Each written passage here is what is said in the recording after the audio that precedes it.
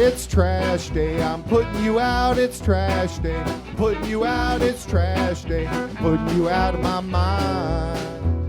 It's trash day, I'm putting you out, it's trash day. I'm putting you out, trash day. I'm putting you out of my mind. Now I'm gonna clean up, now I'm gonna clean up, now I'm gonna clean up the house. I'm taking all your garbage, taking all your garbage, taking all your garbage.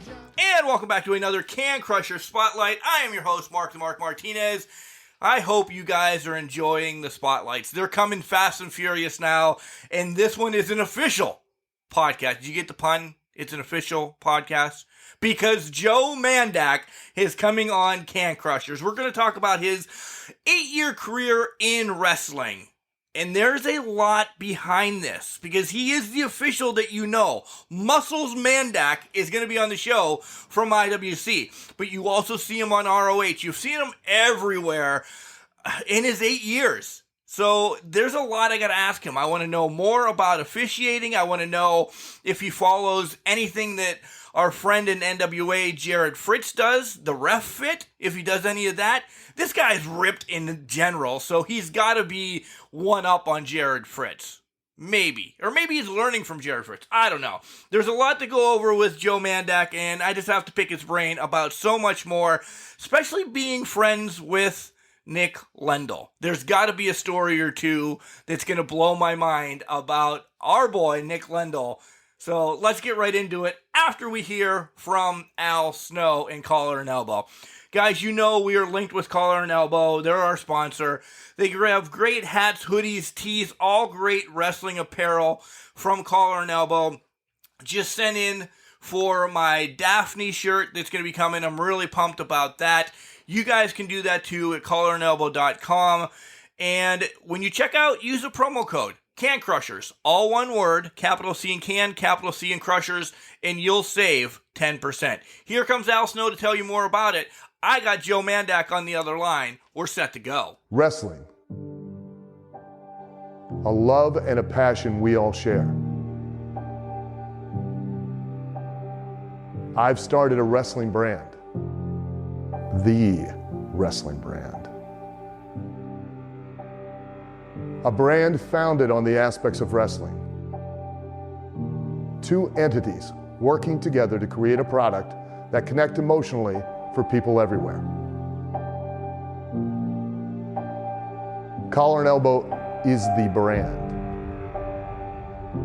Passion and love for wrestling is the drive. I am Al Snow, and this is Collar and Elbow, the wrestling brand.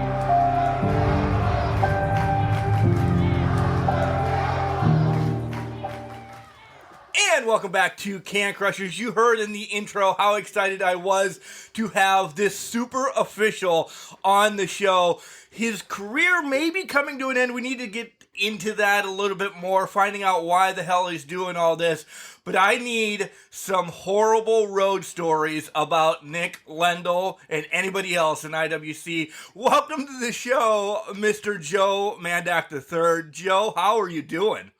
I'm doing very well. I greatly appreciate that. And I'm sure as this continues, there may be a couple stories that I might be able to throw your way in regards to maybe Lendl, maybe Dombrowski. There should be a couple good ones. Well, I'm not letting you go any farther until we get one good one because Lendl is a great guy. I'll throw that out right off the bat. Caveat, we love Nick Lendl, but he I think has a man crush on you. I really do.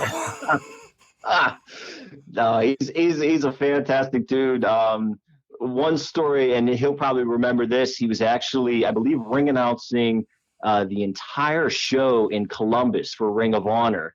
And we get to the venue, and he's looking in his bag, and he's like, I don't have a shirt. He's like, how did I not pack a dress shirt? He had probably 4 or 5 ties, 4 or 5 belts, all different colors. He said, I don't have a dress shirt. So we went and we drove and we tried to find, just some hole in the wall place. And we found a really, really nice place. And he went in, got his size, and the guy's like, do you want to try it on? And Lendl's like, no, I know my size is good. He's like, all right, well, all sales are final. I don't know if he was just being a jerk or what, but I think he ended up spending like $180 on a dress shirt because he forgot. God. Yeah, I think he might still have the receipt or something. I don't know if he was trying to get reimbursed for that, but out of everything that he could have possibly forgotten, he forgot a dress shirt. So I'm pretty sure he still has that. And it wasn't even like a blue shirt. It wasn't red or black. I mean, this is a plain white button-down shirt that put him out about $187. Was there not a Walmart or a thrift store around or anything? Downtown Columbus, kind of where the venue is, it's pretty classy. It's actually really, really cool. If you get a chance to go there, I would highly recommend it, even if it's for like a hockey game, because the arena's right there. But no, I don't believe there was. So yeah, he just kind of punched in a place that he could get a dress shirt. And luckily it did fit because all sales are final with that. And luckily it fit, and he was able to go through the show, no problem. But like I said, I'm pretty sure he probably has that receipt like mounted above his bed or something, maybe even framed. It's definitely a good one. Like, I don't know how you forget a dress shirt as a ring announcer and have literally everything else. But so yeah, if you feel like ribbing him on that, definitely go for it. He'll get a kick out of it. I'm sure his wife liked that, and of course, we've always said if she doesn't dress him, he doesn't show up. So. Awesome. So it's come to everybody that loves wrestling's fruition and knowledge now that you are stepping away from the business. We're going right hard, and then we'll come back to joking around.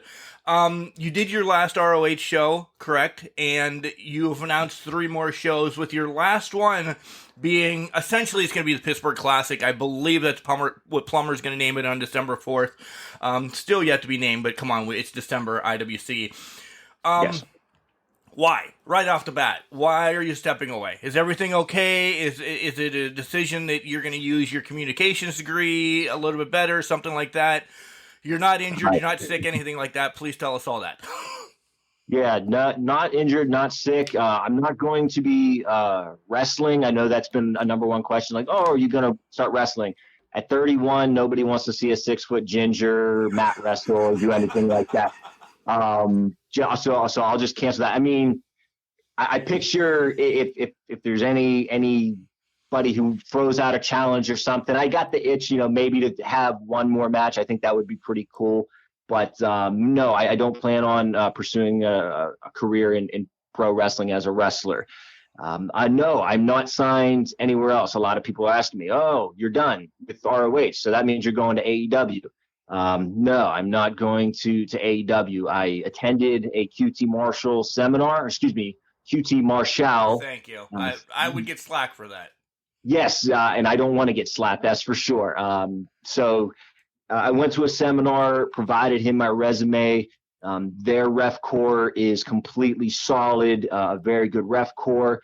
So it doesn't seem, I'm going up against the likes of people with tenure like Rick Knox, Paul Turner, ROH's former referee. So they have a really, really good squad. Not to mention they have Posey in their back pocket. They have Frank Costeau in their back pocket, who does a lot with the timekeeper's table and ring maintenance. So fantastic dudes. And I wish them nothing but the best and a lot of success over the next few years. So if anything were to ever happen and a spot would open up, I'm not, saying I'll never do it again. But as of right now, I don't know, a lot of people know, but in addition to reffing on the weekends for Ring of Honor, IWC, and when I started, a lot more promotions. I mean, I was trying to go to West Virginia, Ohio, Pennsylvania, all that good stuff to get my reps in as a ref. I work as a college coach. I coach men's and women's college golf for Carlow University. And I also work a quote unquote 9 to 5 for a medical company in Pittsburgh. So between working 3 jobs, I started each of those in 2015, started reffing obviously before that. and then got that job, and then the coaching kind of picked up. I essentially use all of my PTO days at work. I start the year usually around between 20 and 25 days of PTO, and I use probably 94% of those to go coach golf, to go ref. So yes, I am having a day off from the office, but 9 times out of 10, I'm using those days to go rep, to go drive to Philly, go drive to Baltimore. When the pandemic hit, I used that to isolate in a hotel room in the ROH bubble. Or I went to, Penn State to coach golf, or we went to Belterra in Indiana to coach golf. And doing that for about, 6.5 years just took its toll on me. And I started seeing reffing as a burden instead of something I enjoyed. Don't get me wrong. I still love wrestling, still absolutely love reffing, and I'm probably going to miss it more than I think I'm letting on. But the fact of the matter is, I told myself if I wasn't signed to a contract full time by the time I was 30, I'd hang it up. Pandemic hit, so I let it slide. And I'm just absolutely exhausted, physically, mentally. And again, I'm looking at reffing as I got to go do this, as opposed to let's go. Here comes the weekend. I get to ref, and I don't want that. I don't want any animosity towards wrestling. Wrestling's been very good to me. It's been able to allow me to pay my bills, pay off my students' debt, pay off my car, and it's been fantastic for me. So I don't want any kind of negativity to stream just from the fact that, I'm running out of PTO days and I have to take unpaid days or something like that. So that's the long answer to why I think it's time that I kind of step away. And again, if ROH starts back up again and the pay is able to be increased, or something that I'm able to do that full time, or maybe that in coaching, then you won't see the last of me. Hopefully we can revamp that. But at this time, I'm going to spend some time with my family, spend a lot more time with my wife. I'm going to plan a vacation. I haven't taken a vacation since my honeymoon in 2017. So I think it's just time to step away and fingers crossed, if something comes up, great. If not, I think I've done a lot more as a professional wrestler, referee, than most do, in the business. So I'm forever thankful for IWC. When I started, PWX, Premier Championship Wrestling in Ohio, that just recently closed its doors. Obviously Ring of Honor. So I just tip my hat to any promotion that's was willing to book me and give me a chance and an opportunity to do what I love. So much to grab from there. So, my God. One, I'm sure your wife will enjoy going somewhere with you instead of riding to, and I don't know your wife personally at all, but I don't know if she rides to Baltimore with you or here or there, but just a normal vacation to take her on a beach, or maybe you can go to Abu Dhabi or someplace, and that'd be nice to use those PTOs. So it's good that that wrestling is never say never. I mean, look, a couple months ago, CM Punk came back, Edge has been back. Wrestling is a never say never type of deal thing. You are 31. You are, as a referee, extremely young in the business. Taking a break is great, and I'm just going to throw this out there from my own personal thing. Mentally, it's okay to say, hey, I'm going to take whatever time off, X time off right now. And if you think it's going to be 10 years, okay, it's not going to be. In 6 months, somebody's going to say, hey, Joe, CJ Sensation, stubbed his toe tonight. Can you make it here? Well, I guess all I was going to do is cook out tonight for this X amount of money. Yeah, I can be there. I haven't done anything in a couple months. Sure, this is cool. It's okay. So I love how forthcoming you are, that you're essentially just burned out and you want a you break, because I took one of those last year in life. I took a Mark break, and I'm like, I've been going since 16 of working and everything. I'm taking a month off, and I don't know what I'm going to do out of this month. But I'm going to sit here and I'm going to play freaking video games because I have a month's vacation, and then I'll figure it out after that. Awesome. That's essentially what you're doing, right? Yes. And you had mentioned When I travel to Baltimore, to Philly, I mean, if Lendl's not riding with me, or maybe an extra talent, I go by myself. Because of the quarantining and different things like that, I don't take my wife with me. She's come to some IWC shows, so when I say that I miss her, it's because I truly genuinely miss her when I'm on the road, and so it'll allow me to spend a lot of time. And she's been fantastic holding down the fort with our 2 fur babies, taking care of them.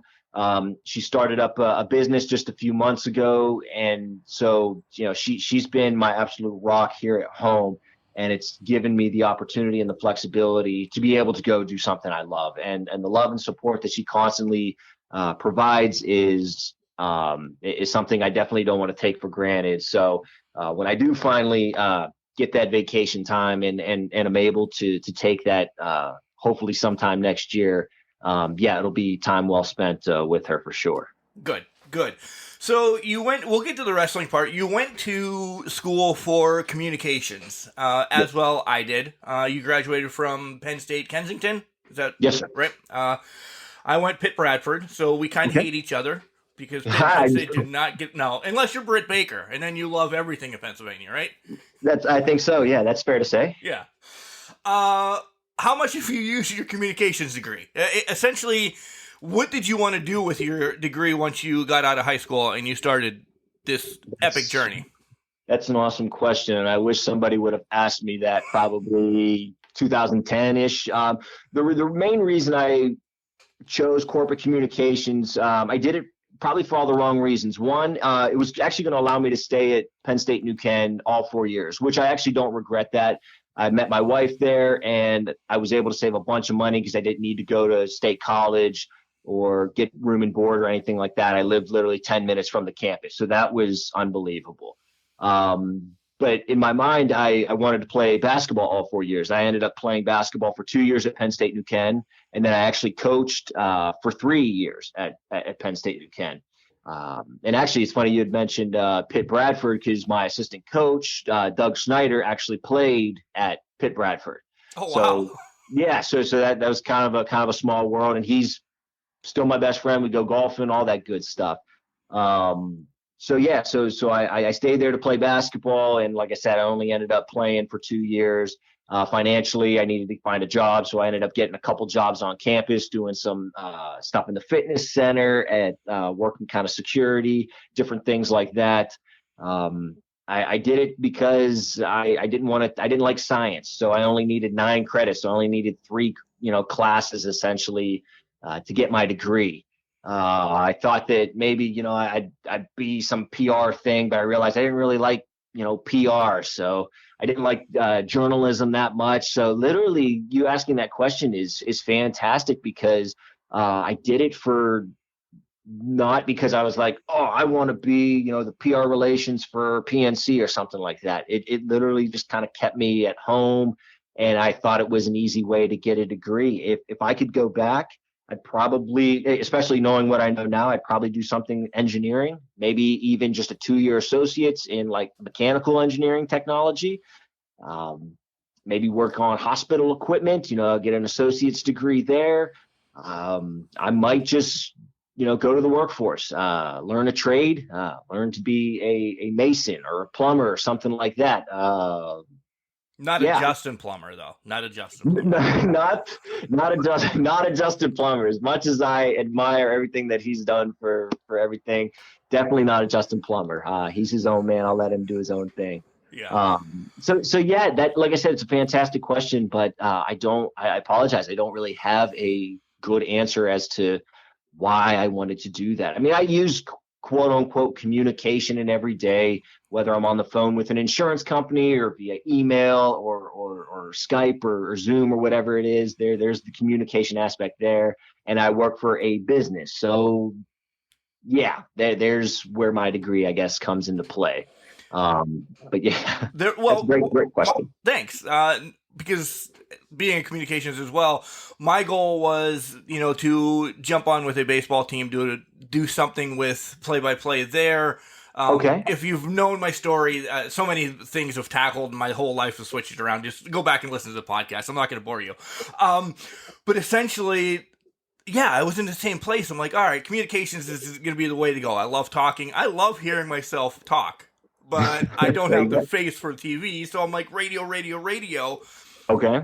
And in the area that we are, there's not a lot of stuff. So ours would have to be making a move. We have a 15-year-old now in 9th grade. I will not pull my son out of high school. I think that's personal things. I think that's just horrible when you have that strong niche and you move. I'm, old school.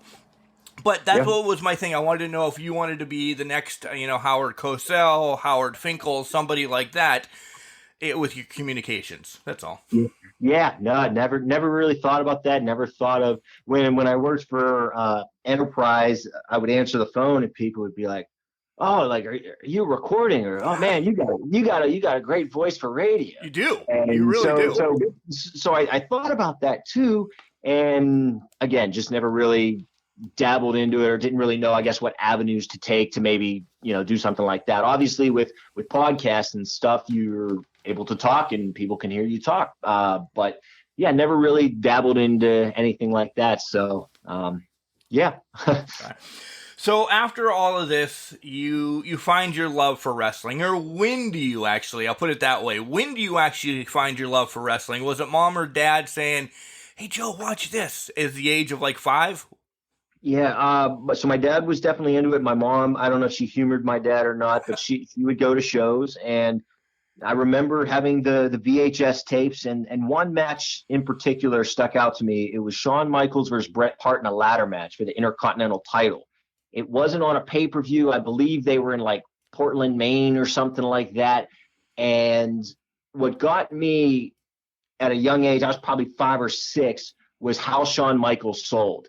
I believe he was the heel at that time. He had Sensational Sherry as the manager, and Bret Hart, I knew him just because, the different commercials and ads and stuff like that, you just kind of knew who they were.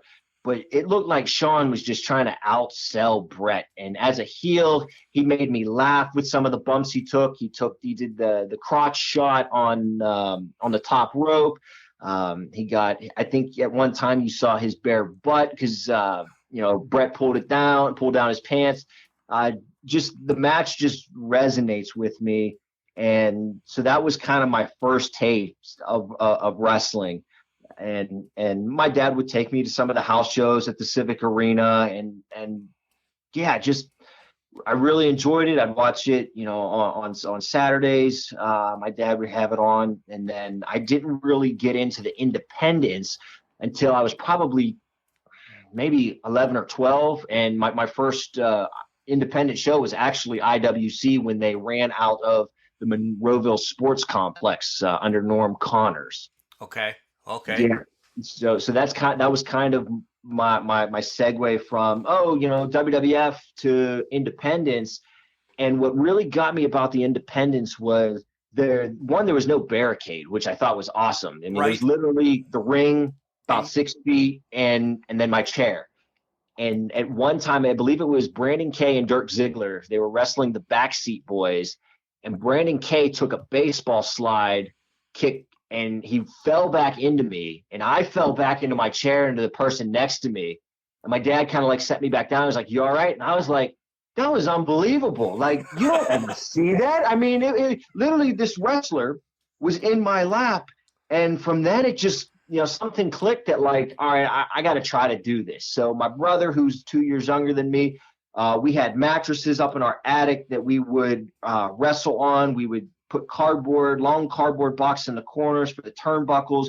We'd use a wicker chair. I mean, our toy chest for one corner. I mean, just these vivid memories of trying to wrestle. And then we were trying to be, Kid Sensation when he came out to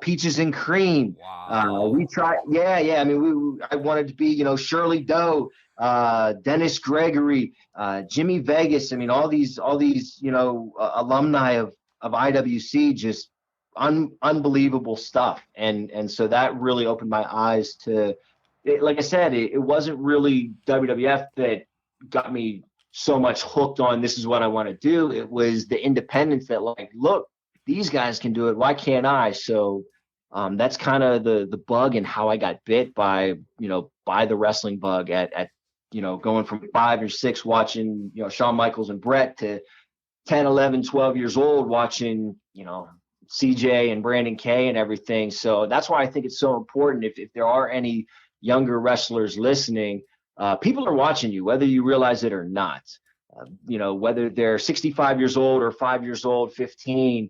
So I guarantee there's a kid in the crowd who's going to get in the business and they're going to be like, why'd you get in the business? It was because of Cole Carter. It was because of Johnny Patch. It was because of Katie Arquette. I guarantee there's somebody watching that's going to name drop those people in the future. And that's the beautiful thing about the business is just literally coming as a fan, deciding you're going to go, balls to the wall with this, and then trying to make it a career or trying to do it, on the weekends as a hobby. So, it's wrestling when it's done right is just an absolute beautiful thing. Any age, it truly is awesome. I agree with that 100%. And I could picture you 5 years old or 11 or whenever it was, and Brandon Kay is just in your lap. That means more, like you said, than you weren't going to get Bret Hart or Shawn Michaels falling in your lap. There's no way possible. And first of all, to get those front row seats, then even you had to take out a mortgage or a loan or whatever, and then there's a barrier. So yes, Indies has changed, that there is a little bit of a barrier, but for the love of God, Jock Sampson still flies in the crowd once in a while. Yeah, that's he's a man who only takes a couple bumps, but he works smarter, not harder. So if he's going to take one bump, might as well be in the crowd. It's a big one. I want to talk about, because I knew that was your favorite match and everything, so it's a setup question. Okay. Let's talk about the screw job real quick. Whose fault was it? And that's funny because I know Dombrowski's done a DVD on it, and forgive me, Joe, I actually have not dabbled in it. And my God, yeah, I'm kind of weird when it comes to that kind of stuff. But that's a whole different podcast, whole different episode. Good. That means you're coming back then, right? I can bring you, Dombrowski, and that bum Lendl on to decide all this, right? We make that a 3-way between. Oh my goodness, that'll be. You're gonna need a whole bunch of. You're gonna need more. You're gonna need more than an hour. Oh yeah, and then a bottle of Maker's Mark, because all I have to do is turn the equipment on and let you three talk, and be like, this is golden. I don't have to do anything. That's unbelievable. But yeah, no. I gotta say, it was. Vince wanted to keep the keep the title because Brett was leaving. So, I mean, I think that's the way you got to do it. I think they told Earl, look, this is what's going to happen.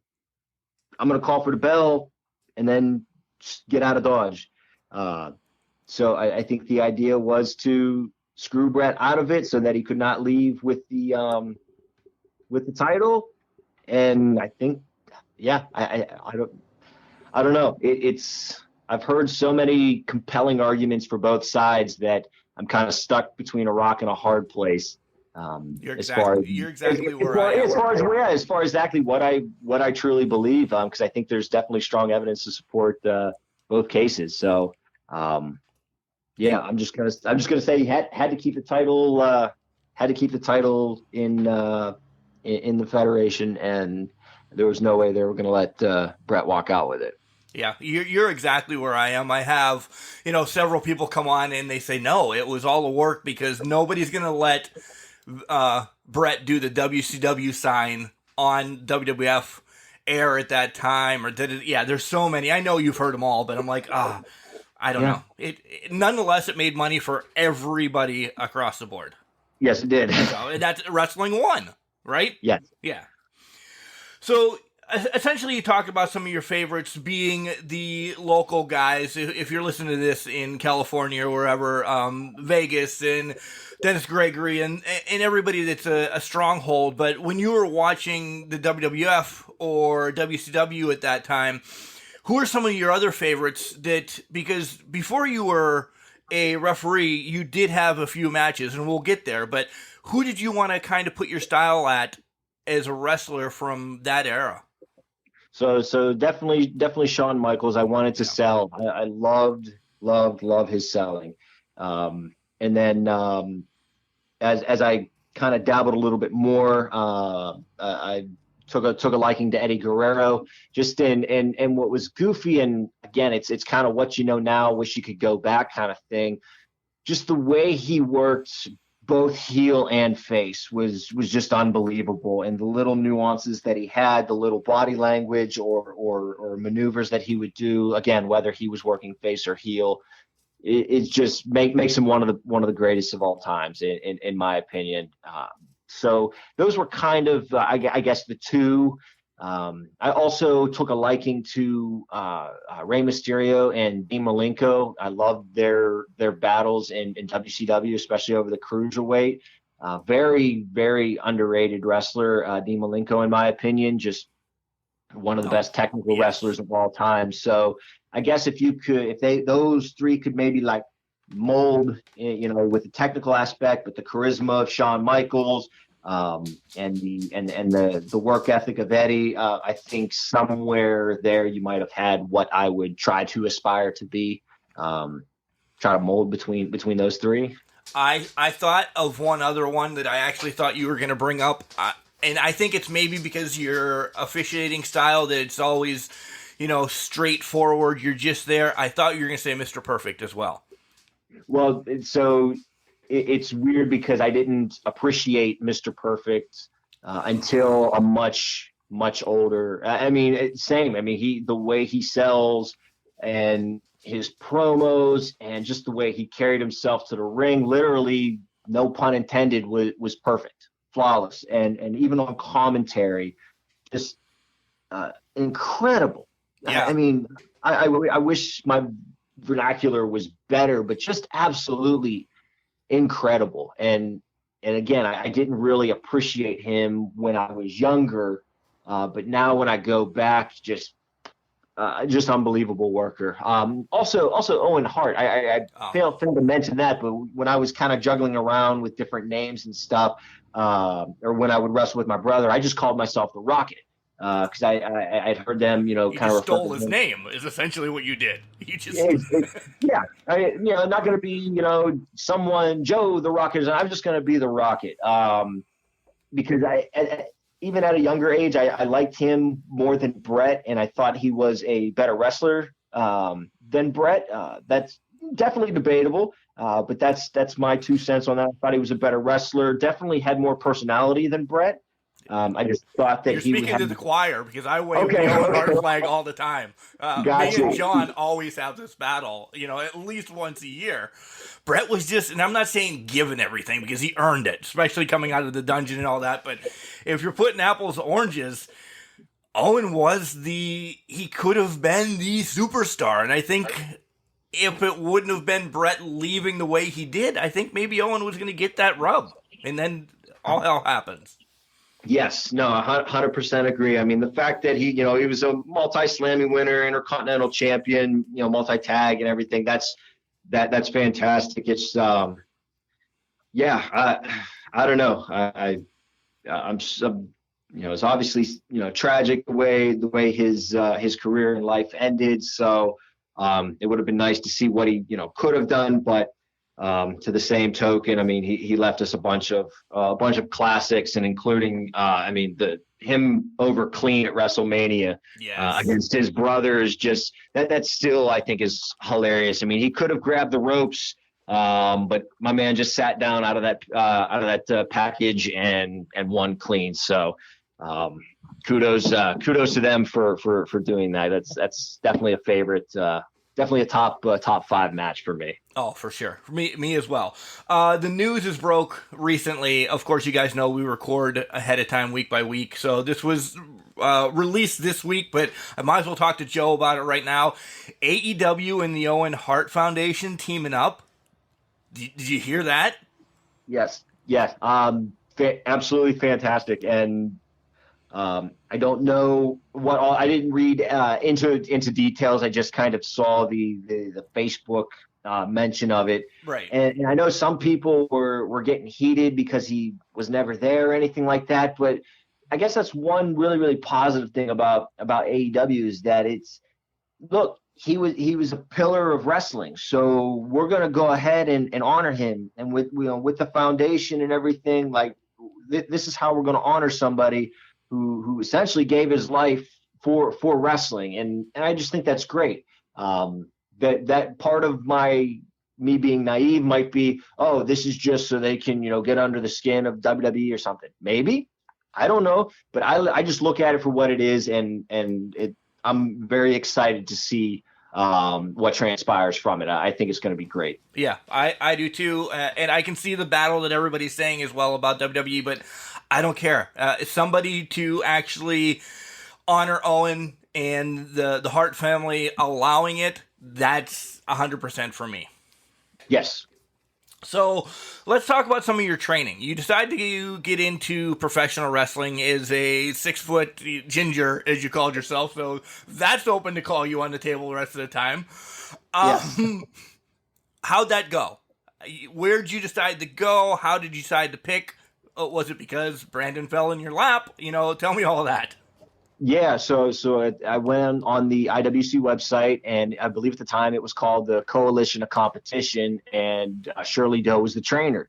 So I shot him an email saying, hey, me and my buddy, Gannon Jones Jr., we were like, look, let's go down there. We'll see what's going on, and we'll make a decision. So we went down there, and Doe said, yeah, it's not going to cost anything to try out, and then this is what it would be, how much it would be, and everything. The first night we went down, we just watched a couple other people train. We drove back, and we were like, we can do this. So the very next day, I think we were training on like Thursdays or something, every Thursday. So we went down to this place in Glassport, and they had I think it was an old WWF ring that they kind of converted to a boxing ring. And so we did the tryout with Shirley Doe, and we began training. And I think we had just graduated high school. So we were both 18, and we started training through the summers. And then unfortunately, Gannon had some car trouble and had to buy a car, and he was unable to train. I went for a few more months, and then I started basketball in the fall. So I took some time off from that, and eventually got back into training a couple years later under Spotlight, Scotty Gash, and Crusher Hansen at what was NWA East, then converted PWX, then Fight Society, and I think that's the name that they're still on now. I believe so. So I trained at the Jacob Wool Pavilion in McKeesport. I think it was every 2 weeks they ran a show, so I'd go down there at noon. We'd set up the ring. We do training for 3 or 4 hours, do the show, tear down, and then go home after that. So that's kind of where I got the basis of my training. I always credit Doe because he taught me the basics for the first month and a half. We didn't touch the ropes. It was all bumps, arm drags, hip toss, without coming off the ropes, anything like that. So, kind of basically learned how to chain wrestle. And he's like, look, these ropes break, you still got to know how to work. So I really like Doe's mentality as far as how to work, especially when it came to training. And then Crusher and Scotty got into a little bit more depth with taking moves, everything like that.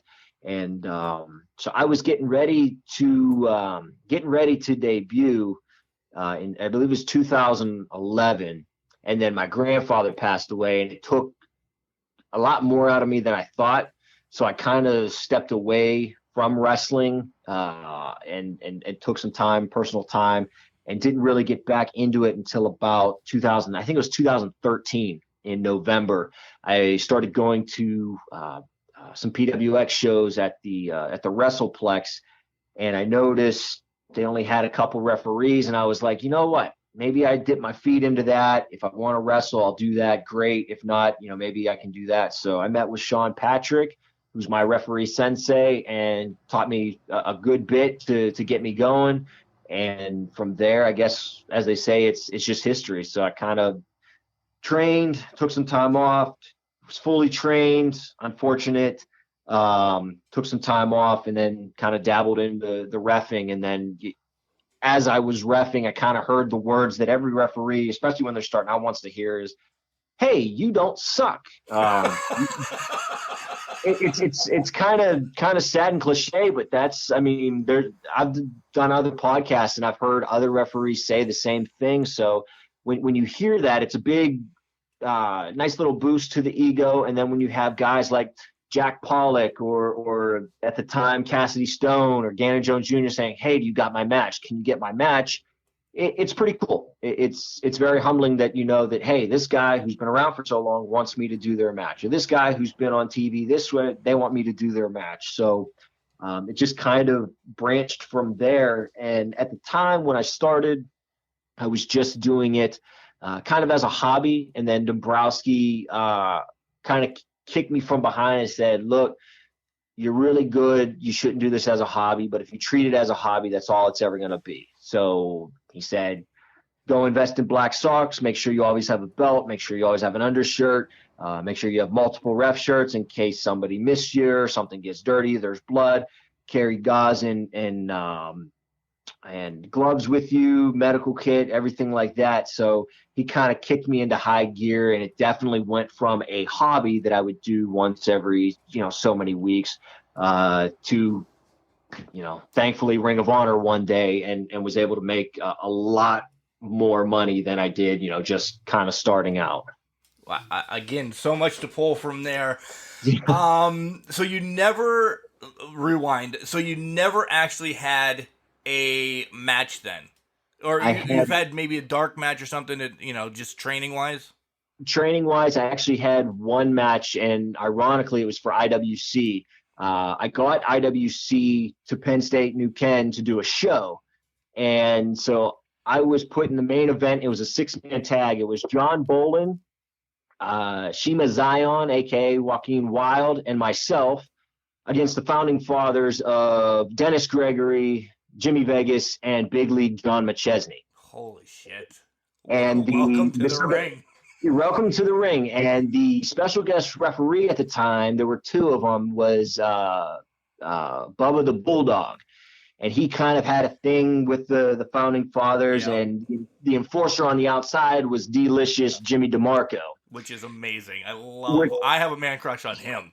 So literally all this talent I've worked with is, where they've been or where they've gone and who I've watched growing up. So we had the 6-man match. McChesney lit me up. The hardest chop I've ever felt. I think I ate probably 5 or 6 of them that night.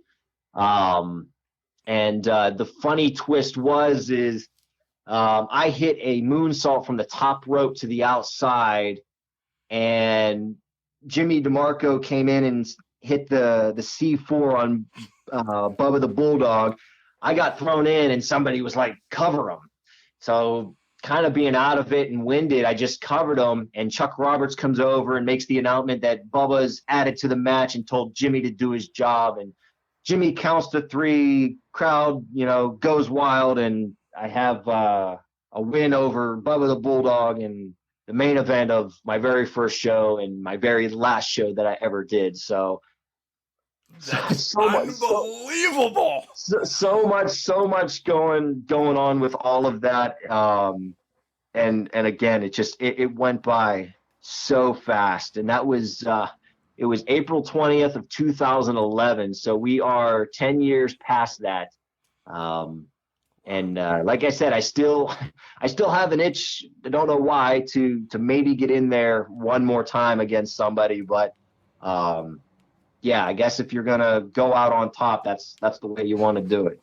I am going to start a petition now, as this podcast is airing, that Your last thing, you have to be in the ring at the Pittsburgh Wrestling Classic on December 4th. I don't care. I will call Plummer every day. I will tweet him. You know what? I'll even skip over Justin Plummer and I'll go to the real boss, Jenny, and she'll probably make it happen.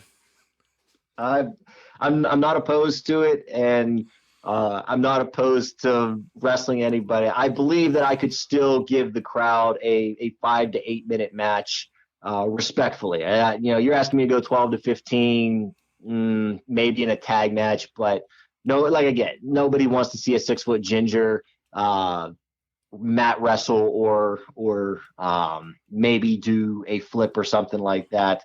What's sad is all of these seminars and tryouts I've gone to, even as a referee, I've learned so much about wrestling. I just wish I could take that when time machines are built, go back and tell myself, look, dummy, you have to do this.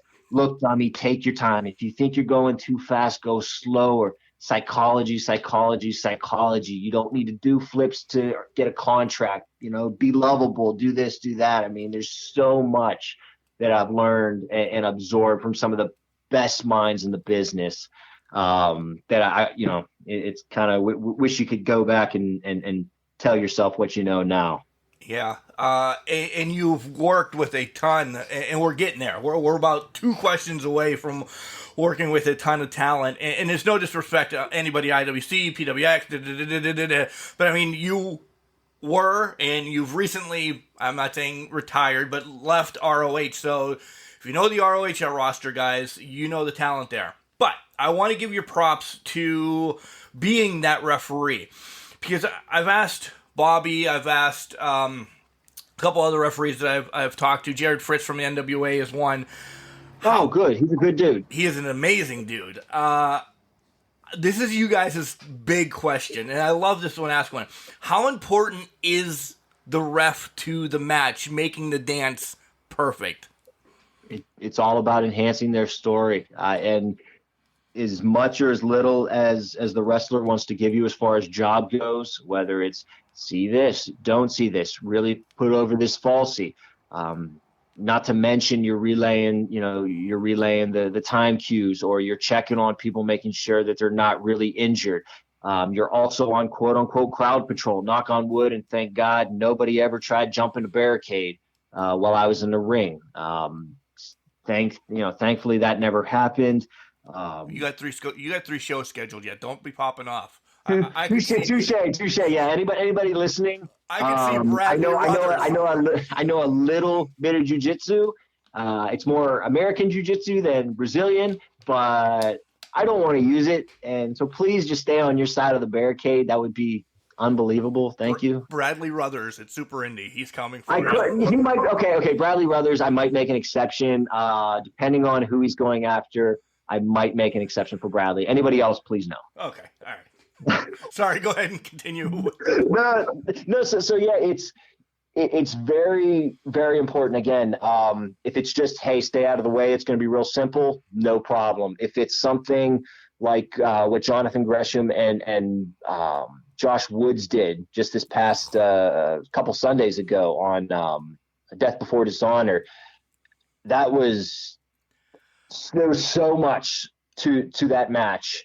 And I only hope and pray that it came off the way that they wanted it to, as far as how I called that match, especially with it being a pure match. Those matches, I mean, TV taping, if somebody accidentally throws a punch or something, you can edit it out. But literally, there's nothing closer to an actual shoot than pure wrestling in front of a crowd.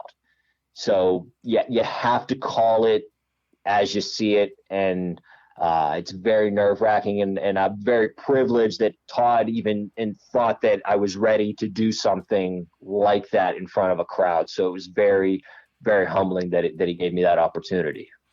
It's like you're reading my script through the phone, because the next thing I was going to say, it wasn't about that match, but it was like, you've worked with so many different businesses, companies, organizations, federations, however you guys want to classify them, and there's different rules at each one. Like, sometimes it's okay to take a chair shot at somebody's head. That's part of it.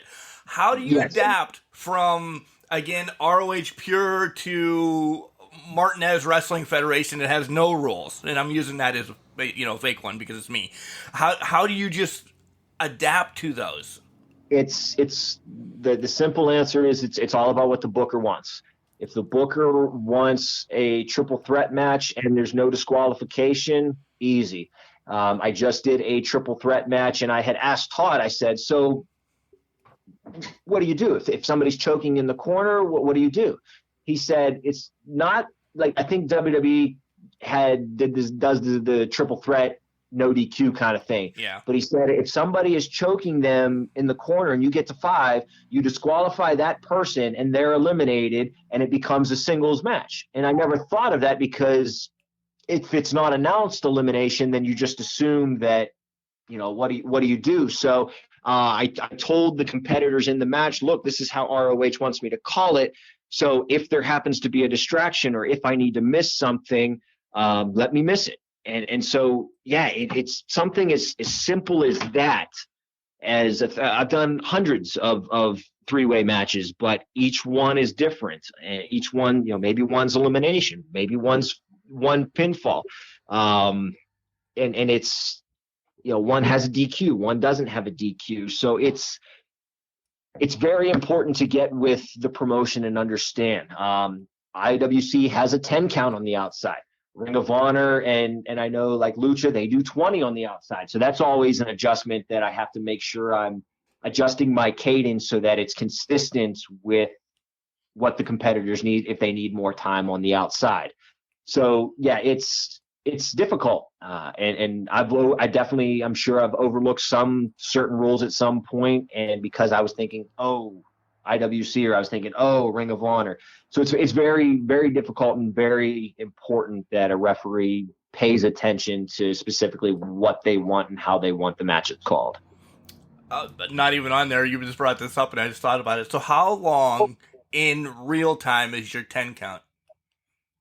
Oh, not man. Wrestling time. Because right. Wrestling time at 10 counts usually about 4 minutes. Yeah, I mean, yeah, I don't know, because I don't know. I do this thing where once I get to 5, I'll kind of go between the ropes and let them know, hey, I need both competitors back in the ring, and then I'll continue. That's kind of like my, hey, I'm at 5. Yeah. Don't make me look dumb, because if I get to 10 or yeah, I mean, it's not going to help anybody. And my biggest thing is I have no problem dragging that 10 count out. But my biggest pet peeve when I see other referees is the inconsistency. Like maybe at one time they're allowing them to do stuff, but then maybe it's a big falsy where the competitor gets in at 9 and they drag it out. Like, no. Like even in real sports, if a referee is going to call holding or cross-checking or something like that at the beginning of the hockey game or holding in the beginning of a football game, then they better be consistent the entire way through. Right. If you're gonna let them play, let them play. That's fine. And I see wrestling referees is the same way. If somebody's in the corner, if you go straight to your 5 count right then and there, you better do your 5 count right then and there every time someone's on the ropes. There's different ways, in my opinion, to kind of finagle that and allow the heel to get a little bit in and allow the baby face to maybe do a 10 punch count or something like that in the corner. So like I said, you can kind of fudge the way you count by, like I said, allowing the competitors to do stuff. And as long as they're not overstepping their boundaries or absolutely burying the rules, then I have no problem stretching that out. But to answer your initial question, so somebody needs to time that and get back to me, because I absolutely have no idea. We'll do it. We'll do it at Super Indie.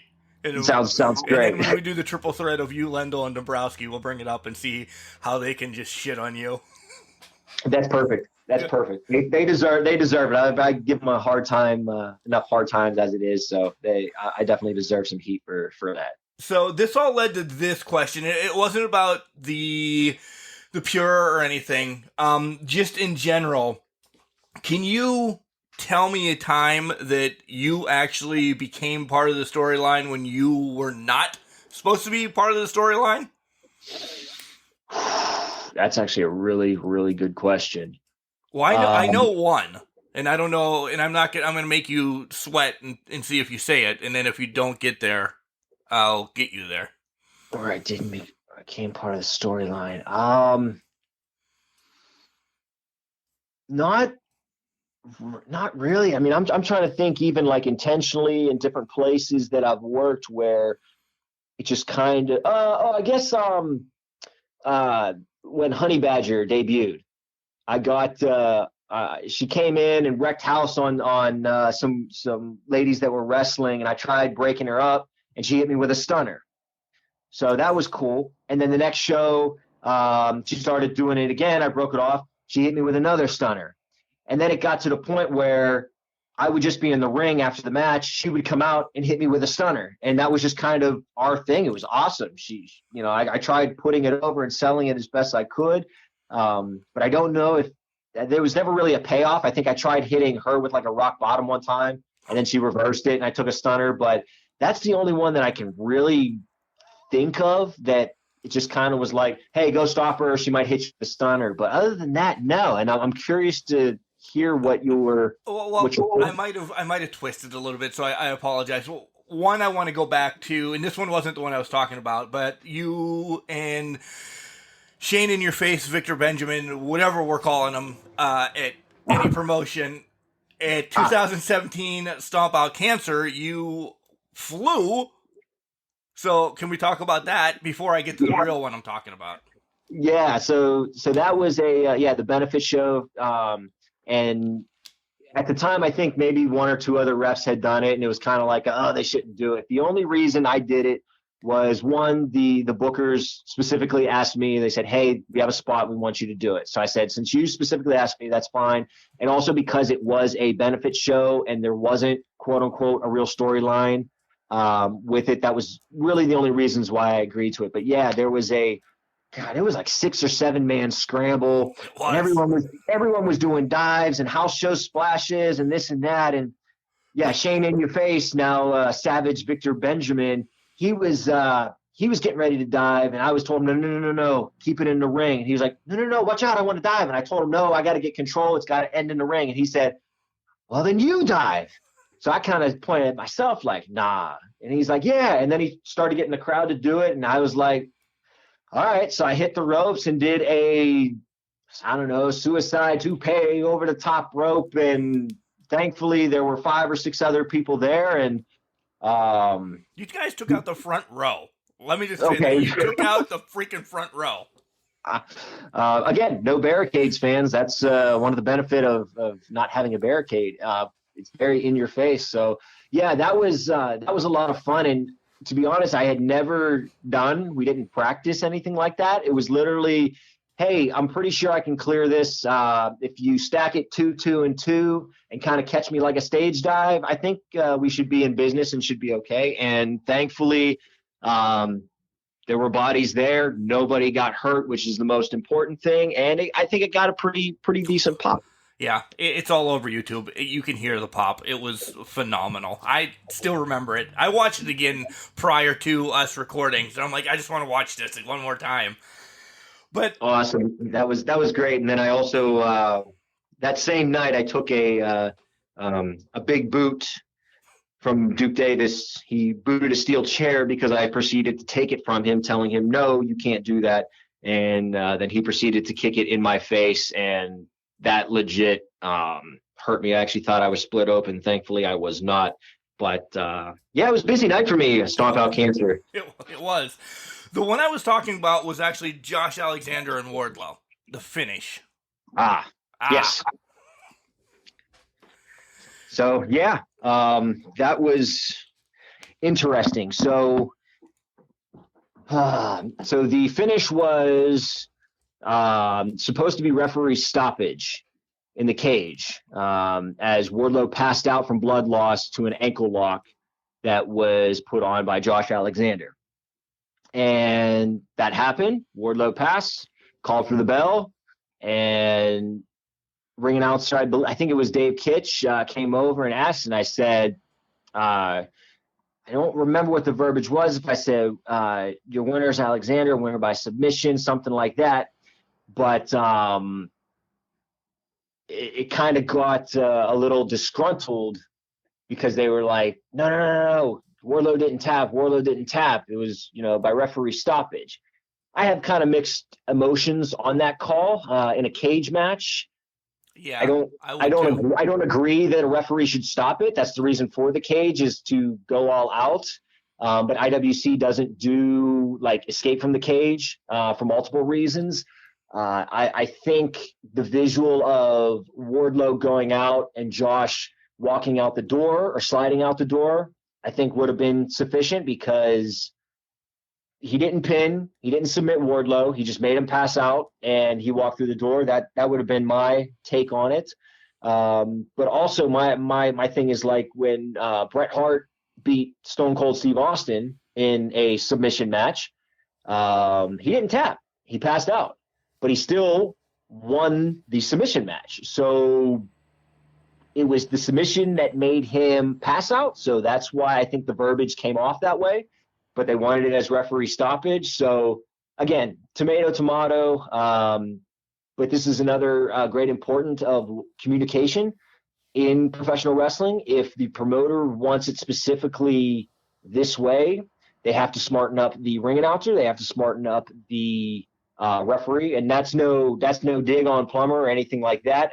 With Cage Fury, it's a freaking busy night, oh my God, and there's a lot of things going on. So again, it's a learning lesson, because I don't know what commentary was saying. I wish I could hear them, in my ear. All I can hear are the time cues there.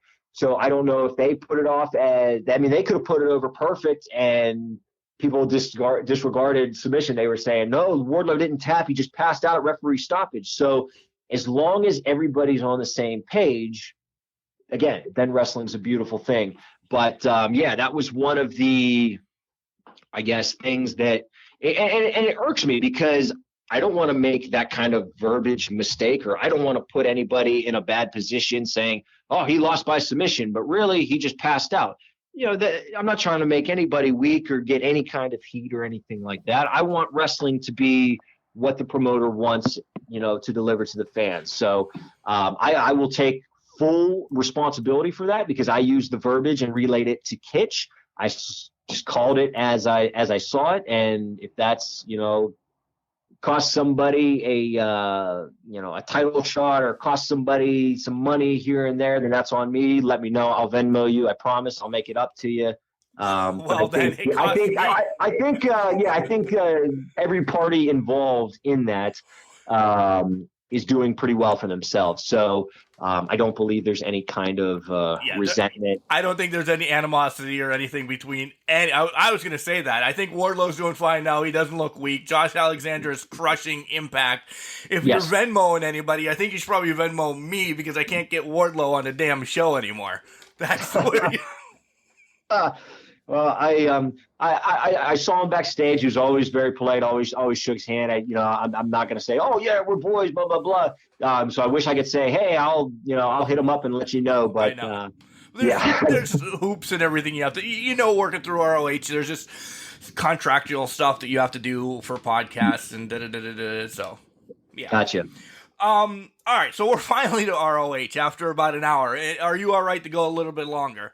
Yeah, and I apologize. Hopefully I'm not taking up way too much. The family's upstairs doing homework, so I'm good to go. Awesome. Yeah, then we'll continue through it. All right. How do you get to ROH? Like, legit. You said you went to a show or something. How do you get there and get the contract? So at the time they were doing tryouts and seminars. I believe the first one I did was in 2016, in the summer of 2016. So you fill out an application, and they say, referees, valets, wrestlers, and they only hold it to about 40 spots. And so I got the nod to go ahead there, and I told Dombrowski, I said, look, I'm branching out. Even if they can't use me or anything, I'll learn a lot. And at the time, we're talking Christopher Daniels was there, both Briscoes, Jay Lethal, Nigel McGuinness, Kevin Kelly, Steve Carino, Todd Sinclair, Frankie Kazarian, the Briscoe, anybody's a who from Ring of Honor, present and past. Yeah, we're there. So I went there, and I met a couple other referees, and we just kind of rotated through the drills. And then at the end, they did matches. And at the end of I think the last day was Sunday. So at the end of the day, they went down the line with the wrestlers and they said, could we use you if we needed somebody on TV tomorrow? Could we use you as an enhancement role? You wouldn't be Jay Lethal, but you would face Jay Lethal in a match and put him over, or, could we use you as the primary focus? So some guys got yes, some guys got no, some guys got no, not now, different things like that. I think it might have been, Preston Vance, number 10 from Dark Order in AEW, was at that seminar. I believe MJF was actually at that seminar. And I'm sure there's a couple others. If I went back at a picture that we took, I'm pretty sure we could drum up some other people who are now making a lot of money in this business. So yeah, just fantastic talent. And so when it came to the referees, the two referees before me, they said no, not yet. But Todd said if we needed another referee on TV, yes, we would use you the next day. So I got together with Kevin Kelly. He said, look, we're going to do a loop in Pittsburgh and Lockport, New York in I think it was September. And he said, come do ring crew. Can't promise any work, but show your face and go from there. Lo and behold, I did. And I did ring crew. I got my very first match. It was at the time, it was Cheeseburger, now world famous CB, against Chris LaRusso. Yay! Easy. He hates me, by the way. I'm sorry. He's fantastic. He's an amazing guy. It's wrestling. Yeah. Oh no, absolutely. Great wrestler, great mind, great promos, et cetera, et cetera. So the match was probably 5 to 7 minutes. Solid heel versus face match. Cheeseburger over with Showtie. And then I got to the back and I did what any other indie wrestler would do. I just kind of sat there and waited for the next match. And Todd Sinclair comes out to me. He's like, look, you were just as much as that match as Cheeseburger and LaRusso. Go over there and pick Steve Corino's brain. He used some explicitives. I won't drop that, but he said, that's Steven explicit of Corino. Go learn from him. So I sat there and picked his brain about different things here and there. And that was just, it's kind of eye-opening that, okay, they just didn't have me come in to work a match, throw me a bone. It was like, no. Go learn from him. You were part of this match. And that was kind of eye-opening that, like, on the independents, it's stay out of the way. And if you don't get yelled at in the back, you did a good job. But this was like, no. Go learn. Go pick the brain. Go see what the wrestlers did, what you did, different things like that.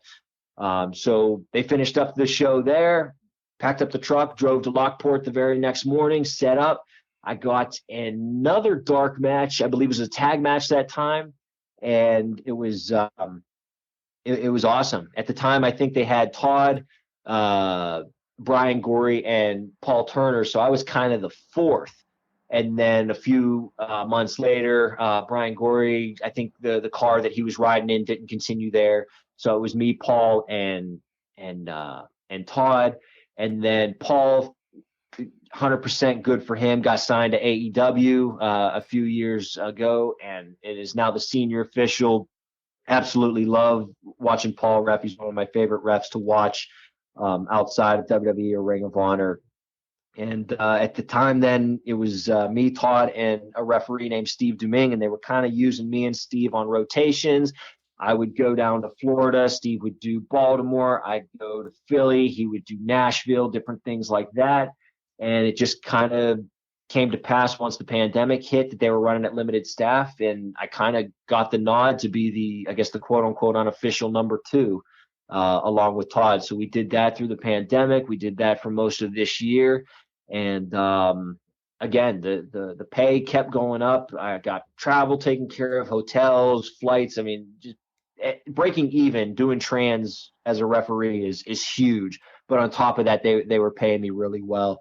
Unfortunately, I just like I had alluded to earlier in the podcast, just running out of PTO days to use, or driving back from Philadelphia after doing 6 7 hours of TV taping because I don't want to use a PTO day the next day, getting home at 1, 2 in the morning, showered up, in bed by 3, up at 5. To get up and work the shoot job in the office is kind of my rise and I guess quote unquote fall from ROH as far as exiting. But so that's kind of how I got my foot in the door with Ring of Honor. And I did probably 3 other seminars, and again just learned and worked with so much great talent, and extremely thankful for the amount of advice and knowledge and wisdom that I was able to gain from those. Absolutely priceless, 100% worth. I think at the time it was like $300 for 3 days, which was absolutely nothing. I mean, that was 100% worth it. And I mean, you're there essentially 11, 12, 13 hours, just picking brains, doing drills, doing matches, and it was 100% worth it. I'd do it all over again if I had the opportunity. Well, that was my next question. Give me some of that brain picking that you got from, 1 or 2 people. I'd like one from another referee, maybe something from Carino, and maybe one of the wrestlers that came up and said, "Hey, Joe, you were freaking phenomenal for being so young." Yeah. With Steve Carino, more or less, it was, look, he asked the wrestlers, was the ref giving you time cues? They said yes. He's like, great. He said, as far as I saw, you worked the hard cams and the handheld cams. So, I mean, as far as the basics goes, he said, Todd might see something here and there, but he said, you were there when the wrestlers need you and you stayed out of the way of the camera. So, I mean, that's the big thing, especially working TV. Independent shows are a little different, but let's stop right there then. Perfect.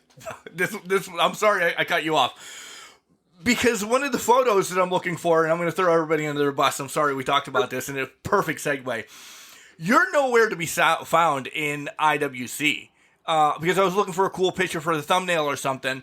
You have CJ posing for the camera. You have Bobby posing. Plummer's in every picture, even if he's not in the match. And then Lendl, as fly as a white guy can be. How come you're never around? Because you're actually doing your job?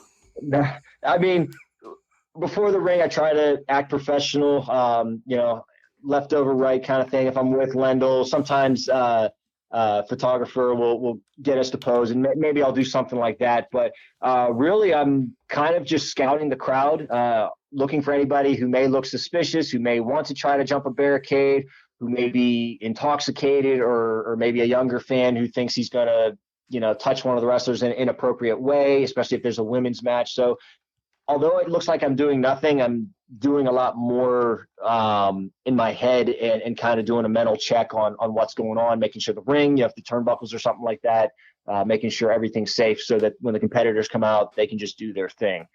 And then as far as like when the match goes, I've just tried to be conditioned. So if I know where the camera is and a guy's going to throw a drop kick, it kind of irks me when a referee is right in between the action. A lot of referees, when people are throwing punches, are right there in the action. And I get to a degree, you want to quote unquote make sure they're protecting themselves. But from a hard cam point of view, the stripes are blocking the strikes, or at least that's what I've been conditioned to learn. So I try to stay off to the side and lower so that I'm not blocking that. And if a camera wants to get the shot, hopefully I'm out of the way, because there's nothing, the wrestlers, they want to use stuff for their portfolio, whether it's a clip, whether it's a picture. And if I'm nowhere to be found in any of those pictures, then in my opinion, I'm doing something right as far as the spacing goes and everything.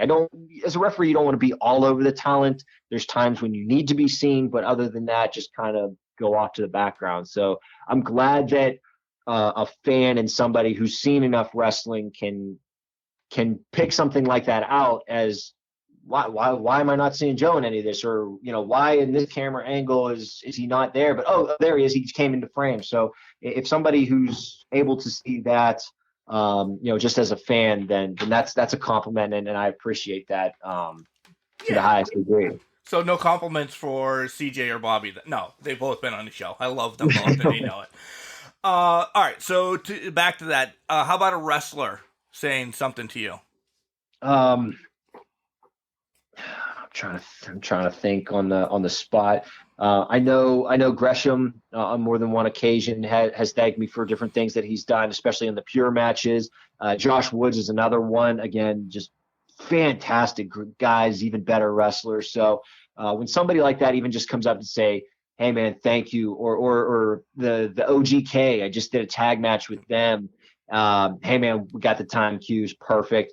Hey man, you're out of the way. You know, we didn't even notice you were there. Little stuff like that is a huge compliment. So on more than one occasion, again, guys who have tenure, it's not just, you know, buddy kind of thing on the independents, like, you know what you're doing, but guys who have been in the ring with multiple referees, for them to say something like that is truly humbling. And then Todd, to be honest, and this isn't a negative thing or any kind of heat, he really doesn't give me a lot of compliments. It's kind of a no news is good news kind of thing, and I actually appreciate that, because too much of a good thing is just going to stroke somebody's ego, and the wrestling world doesn't need yes men. They don't need – I can't tell you how many times a wrestler will come back like, hey, man, how was my match? Good. Did you see anything? No, it was good. And I'm sitting there like, bruh, first of all, you went over by 3 minutes. Second of all, the heat was too long. Third of all, you're selling – and I'm just picking it apart, but I don't say anything because I don't feel I have as much tenured in that aspect, even though, you know, I've picked the brains of a lot of different people. So yeah, Todd, if I do something right, or if he does, he'll say, hey man, I didn't hear anything, anything like that, then I know I'm doing something. And I'll even ask him like, hey, did you see anything? No, I didn't see anything that stuck out. And if nothing sticks out to him like a sore thumb, then I know, in my opinion, that I did something right, or I know in his eyes that everything was just fine. Nice. When you were, a couple more questions, and I want to ask you just some off the wall questions Sure. Before I let you go. When you were doing tape study, when you went all the way in on becoming a professional wrestler, who were some, besides Sean Patrick, of course, you got all your knowledge from there, who were some of the old school officials that you sat down and watched their matches?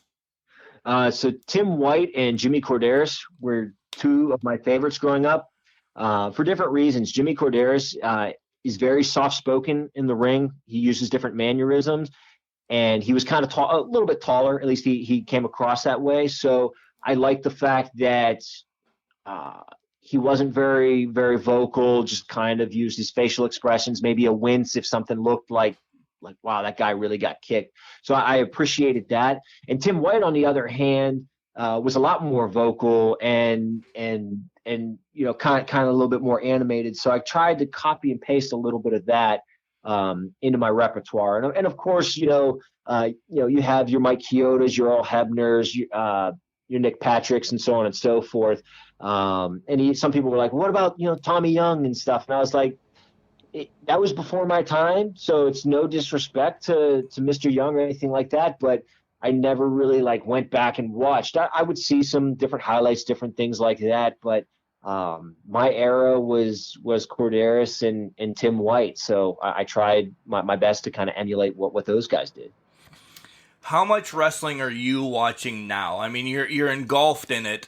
We're stepping away a little bit, but I mean, how much are you watching? Are you making sure you watch AEW, and do you go back and watch your ROH product as it actually is released in New Japan? And, you know, I know you said you have a ton of stuff going on, but you're still a fan, right?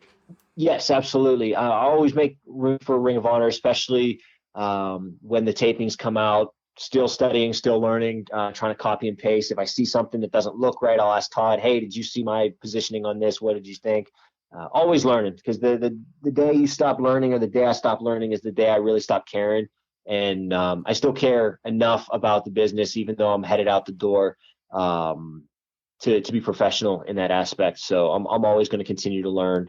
And even you know, when the curtain closes, I'll be learning. So yeah, always still watch Ring of Honor. Definitely still watch AEW. Just mostly because I love watching people I've been in the ring with succeed, and it's pretty cool to be like, oh yeah, I was in the ring with Wheeler Yuta, Chucky T, you know, those guys. Or if I'm watching, you know, Roppongi 3K and New Japan, Yo and Show, it's like, wow, I remember when I worked with them, Christopher Daniels and Frankie Kazarian. I remember when they were the Addiction.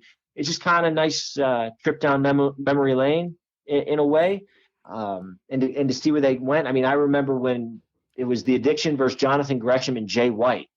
And now you look at Jay White. Like Jay White at the time was just Jay White. Yep. Good wrestler. Didn't kind of finding himself.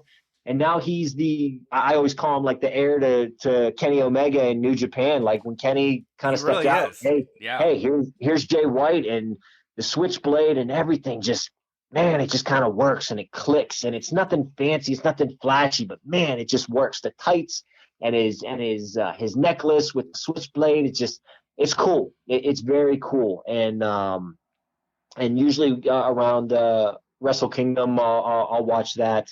All 38 hours of it, I'll watch it. And it's fantastic, and it really is. It is. I agree. It piques my interest because there's nothing fancy in between matches or anything like that. No really big vignettes or promos or anything. Occasionally you might get that, but it's just wrestling, and it's that strong style, and they take care of each other, and it's different, and I will always tune into that whenever that comes around. So yeah, I will make time for wrestling, and the bigger WWE pay-per-views, I'll go ahead and gorge myself in. So yeah, a little bit of everything. I still try to keep up a little bit of everything. Again, it's just kind of the nostalgia of seeing where friends that you've made or acquaintances that you make and seeing them succeed is just a beautiful thing. That's kind of a setup question for you personally, because at the beginning of the show, you're like, well, I'm stepping away. Your passion is still there. Your love is still there. And it is just taking that, to wrap all the way back around, to take that me time again, because never say never. And I will say it on this podcast, Joe Mandak will be back in the ring. Don't get me wrong. Have it be 5 years or whatever, you'll be back in the ring at some point. I'll hold you to it. In 30 years, if I'm wrong, I owe you a beer. Fair enough. And you know what? I'm straight edge. So if you make it a root beer, we'll call it even, brother. A ginger beer. Ginger beer. I will dabble in some ginger or birch beer. That sounds good to me. Let's talk about some nerd stuff real quick, because these are random, stupid questions. Okay. What else do you nerd out about? We heard that you do some jiu-jitsu. Are you a video game guy, music guy, something like that?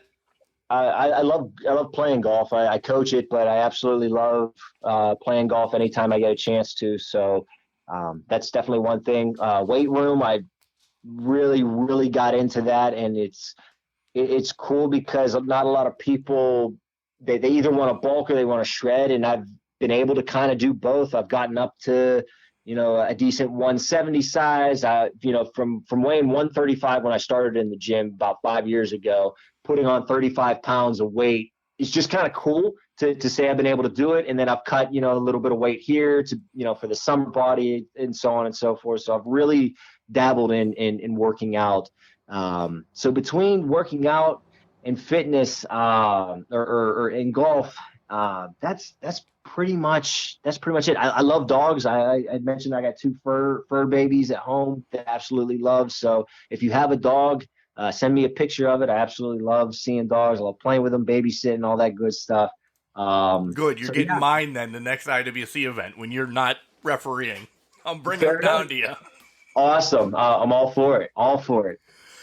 So that question was also set up because I know you're big into fitness and everything. Have you taken Jared Fritz's Ref Fit? Because the running joke between Can Crushers is, yeah, you are Joe Mandak, but you are Muscles Mandak because you are one of the fittest referees in the freaking business. You have bigger pipes than some talent.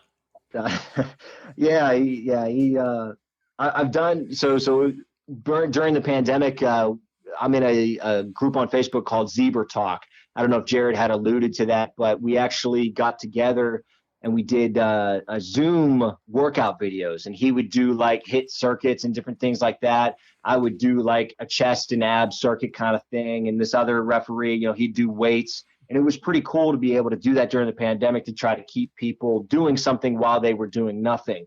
And I have done a couple of the Ref Fit hit circuits, and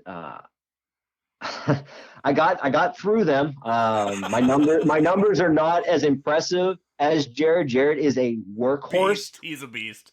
He is absolutely a beast. And he's definitely, I mean, he's got me by a few pounds, but I think I like to pretend that I can hold my own as far as deadlift, squats, all that good stuff. But no, he's fantastic, dude. I love everything that the guy does, and I'm so glad that he's found his niche in NWA, and I wish him nothing but more and more success as he continues to do that. He's genuinely a great dude, really good dude. He really is. We still keep in contact here and there about what's going on, this, that, and the other, because we were scheduled to be front row at the Crockett Cup last year, and then we were going to meet up with him at WrestleCade last year, and all of that went to hell. So hopefully we meet him at WrestleCade again this year.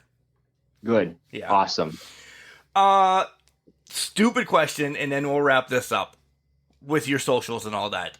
You can have 3 people hanging out with you on a deserted island. And I always bring up beer because we're can crushers for 2 reasons. One, I'm a garbage man, so I beat the hell out of cans during the day.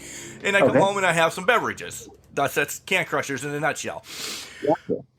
You have 3 people that you can hang out with on a desert island, drinking some beers. I know you're straight edge, but today we're going to be non-straight edge. Okay. You can bring 1 from ROH, 1 from IWC, and then 1 from AEW. Who are you bringing with you? All right. So Ring of Honor, that is going to be Dalton Castle.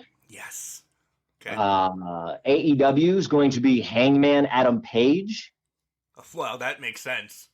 And yeah, and remind me between those two. There's a reason I picked those two. But IWC. Oh boy, you know what? Wow.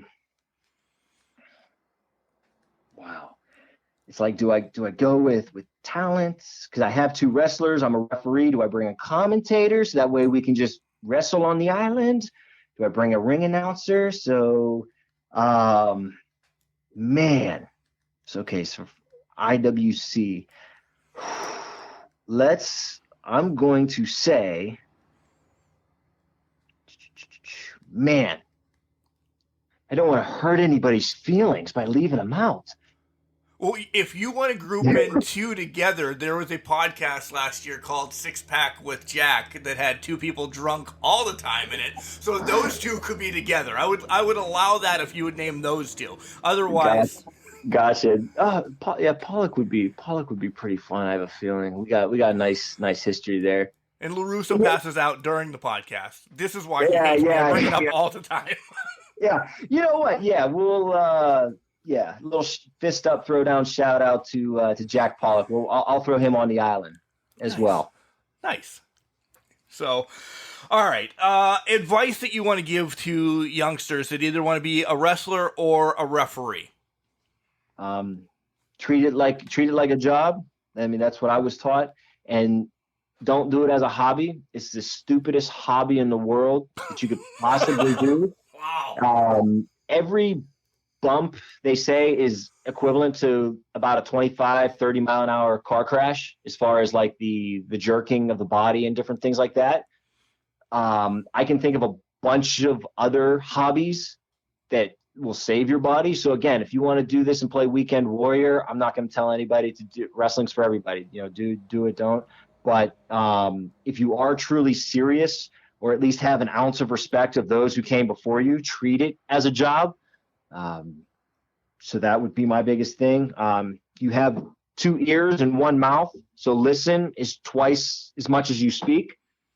No yeah buts. If somebody tells you something, don't give the proverbial yeah but this, or yeah my trainer said this. It's a yes sir, yes ma'am, and even if you think what they're telling you is garbage, shake, smile, and go your separate ways. Don't do anything that's going to derail that. But enjoy the ride. One thing I definitely regret is not actually documenting my matches. And I said I had wrestled like 100, triple threat matches. Honestly, I don't even know if I've done a dozen triple threat matches, over the years that I've done. It sounded good, though. Yeah, it sounds great, but I have nothing tangible that says Yeah, I ref 500 matches. I've refed 1,000 matches, and part of me wishes I would have documented that just for my sake. But enjoy the ride. Find a carload of people and just get out of your bubble. There's a lot of people that get stuck in the the West Virginia, Pennsylvania, Ohio bubble. You need to go to the New England states. You need to go down south. You need to go to Texas. You need to go to SoCal. You need to go to Florida. Especially with networking the way it is today. Again, hop in a car, make the 13-hour drive, network while you're down there, network on the way to and from, practice your promos in the car. I mean, I'm just literally spitballing at this time, just literally everything that I've kind of been taught over the years.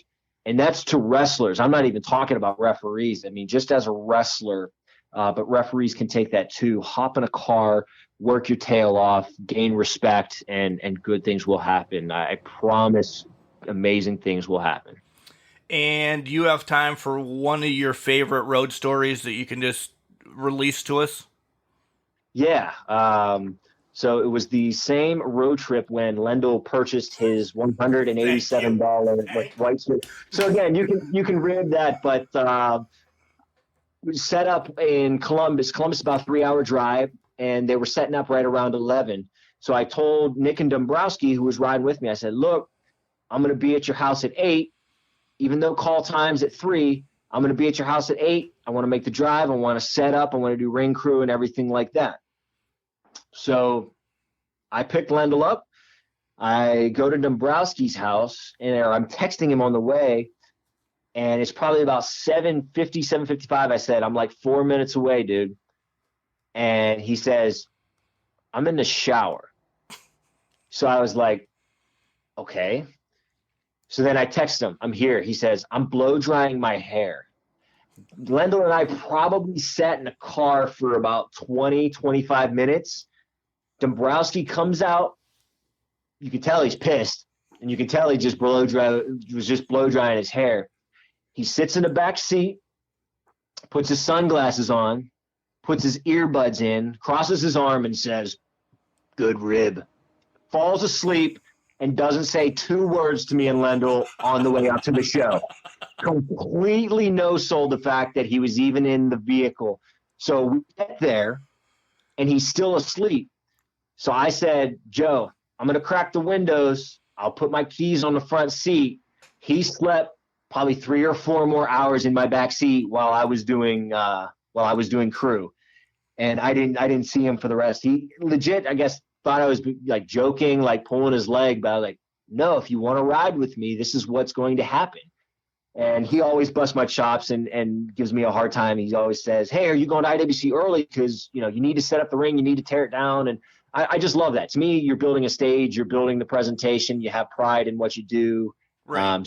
Seeing it erected, so to say, when the fans come in, it's like, hey, I had a hand in that. To me, that pops me real hard. So he always busts my chops about that. But yeah, the fact that he just no-sold the fact that we were there early, and good rib just is awesome. Just always fun. And there's probably a dozen other more, but I'll save those for the mega podcast.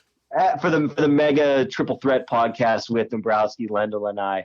That'll be because I know Lendl and I we share the same joy and pleasure in pissing Joe off when it comes to arriving early or staying late and everything. There's always good times with that. We're setting this up. We're setting it up that I will bring everything down to Pittsburgh prior, or maybe even hang out and do it on Sunday after an IWC event or something, because if we can get Joe pissed off, this is something I want to see. Absolutely. Oh, it's fantastic. And it's not that hard to piss Joe off, especially with the ammunition that Nick and I have. We'll make sure and rib him even harder. It'll be a good one. Nice. Do you want to give out your socials so people can follow you and, see what essentially you have 3 more matches left unless when you make your huge return in about a year and a half.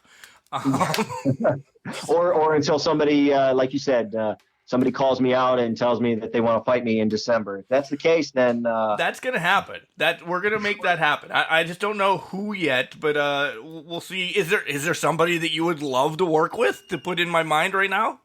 I mean, if they're not in a tag team, to work with my boy Gannon Jones Jr. obviously would be a dream, because we trained together, we went to high school together, we played basketball together in high school. I mean, there's some lineage there, and I know the size and difference. It looks kind of goofy, but I know we could put on a little bit of a banger for the crowd. And again, I'm not trying to downplay Duke Davis or anything like that, because them as a tag team is more money than anybody should ever care. But yeah, that would be a quote unquote dream opponent and a way to go out. But I'll put over anybody. It doesn't really matter. I'll make them look like $1 million. Actually, I think you should be Liddy. Come out to the ring with the main event and take the titles from Money Shot.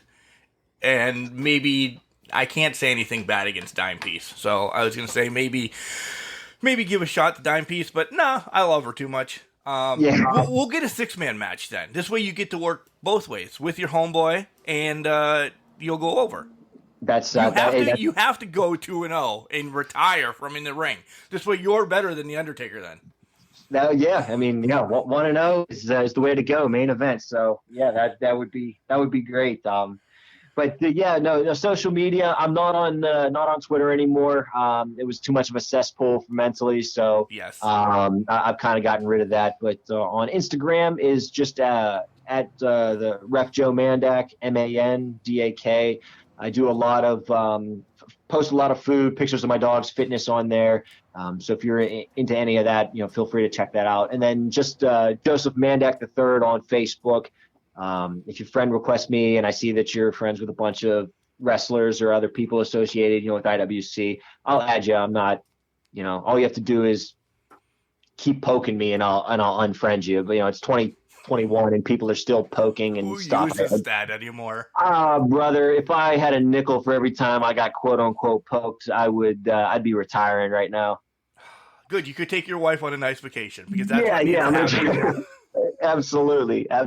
So yeah, that's me on social media. So you can feel free to reach out, and I appreciate you having me on. I love talking wrestling. I love hearing other people's perspective of it. And I sincerely, again, appreciate all the support that you've given IWC over the years. I know they greatly appreciate it, from Chuck Roberts all the way to Justin Plummer. I know they both greatly appreciate that support. It's great. Joe, thanks for stopping by tonight, and we'll see you October 6th at Super Indy. Sounds good, boss. I'll be there. 16th, is that 16th. What it is? Yeah, I'm drunk. Yeah. No, that's all right.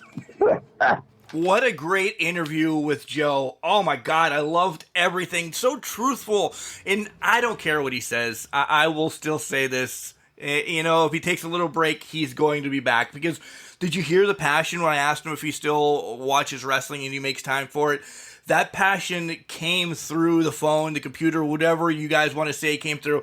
It came through that he loves this business. Take some time off. I'm all for that. I'm actually one that I think wrestling should possibly have a little break in the action for injuries and just headspace to get right. I know it's a money-making business. I understand that. And what the hell would the podcast do? I don't know. I just drink beer and talk to you about old stuff. Nonetheless, I am for that. Joe, take some time off, unless you get that contract, and then everything I just said is null and void. But yes, do what you need to. Take your wife on an amazing vacation. 8 years in the business, riding up and down the roads is unbelievable. Thank you for coming on the show. Thank you for 2 Lendl stories. Well, one was a Dombrowski story, too. I love them.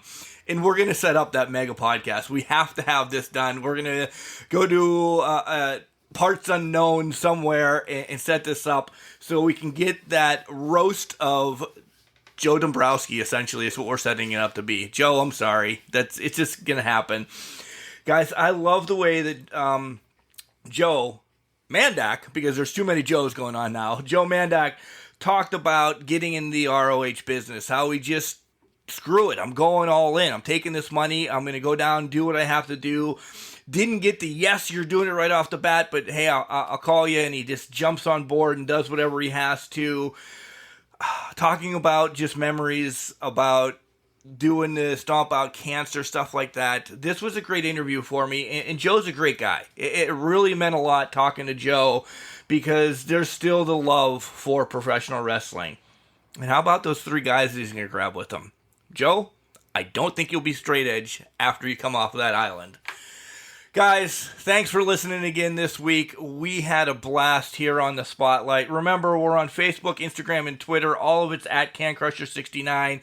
You want to send us an email telling us how bad we are or how good we are, you can rate, review us, and all that on all of the podcast networks. But if you just want to send me a direct email, it's cancrusher69@gmail.com, or call into our number now, 814-299-6687.